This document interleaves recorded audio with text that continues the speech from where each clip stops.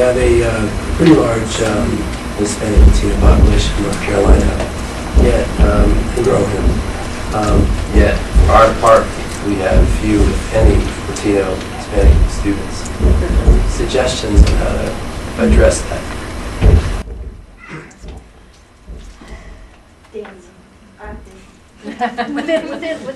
You mean within the university and college and university environment? Yeah.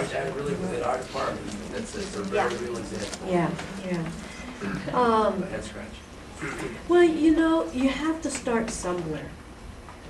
You have to start somewhere. And I would have to tell you that I don't think it takes. I love the idea that we always say you need role models in library schools. You need faculty who can be role models for students. But you know what? We can barely get us through MLS programs, and then there's the idea of getting us meaning Latinos, into PhD programs so that they can be faculty. You can still, every LIS faculty in this program here can still be involved in the recruitment and retention of library students. How, you know, are you visible? And this is not an indictment because I don't know. Are you visible at college nights? Do you get to, because one of the and people will say this in any profession, if you're going to educate a Latino, Latina, through undergraduate and then you get them into professional schools, you know what? They're going for law and medicine. They're going for the professional schools where you make money. You ask any one of us, and I think this would be the same with most minority librarians. We're in this because, not because we love to read books, because that's a stereotype, and we do love to read books. We're in it because we had a librarian that paid attention to us when we were kids, or somewhere in our career, or we worked in a library as a page or a student employee in a college library. So it's an age-old question. It's an age-old question. First, we need to get Latinos and other minorities into the MLS program. And then we need to then move them from that into a doctoral program. And that, I have to tell you, is extremely difficult, but it can be done.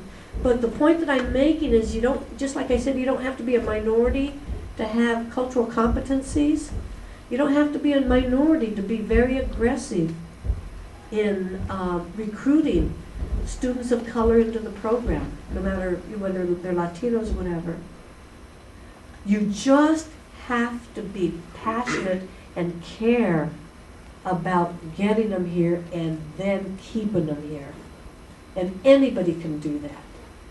Anybody can do that.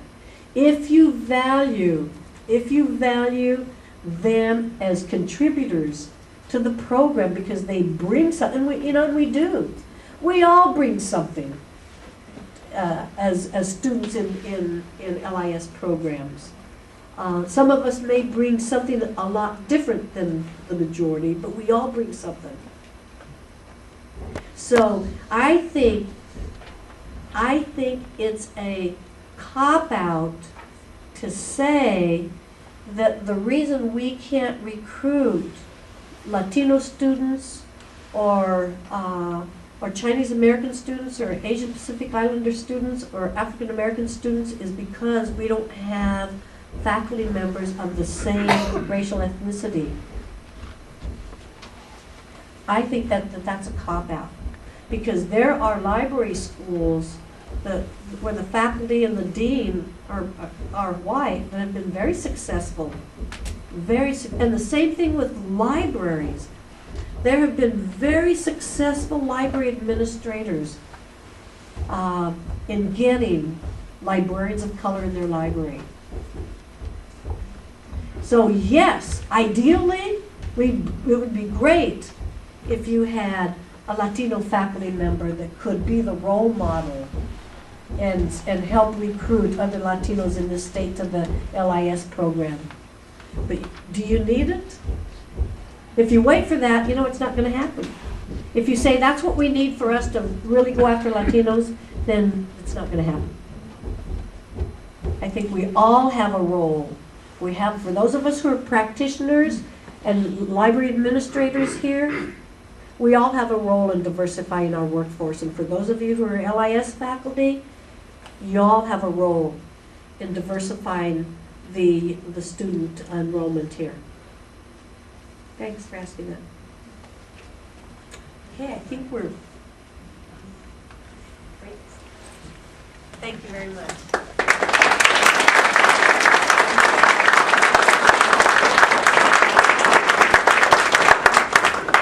Sí se puede, said Cesar Chavez in Dolores Huerta.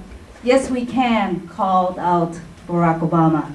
Muchas gracias, Camila, for inspiring us to address diversity and sharing the what, why, and how of cultural competencies.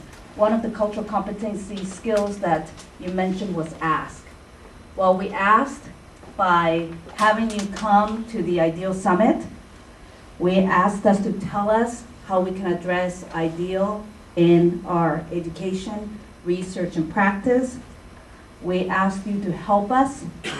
You answered. You came and you shared.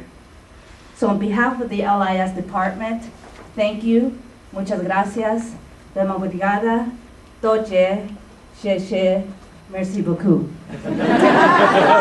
So our work does not end here tonight or today. It's only the beginning to instituting change. So thank you. Let's continue the discussion.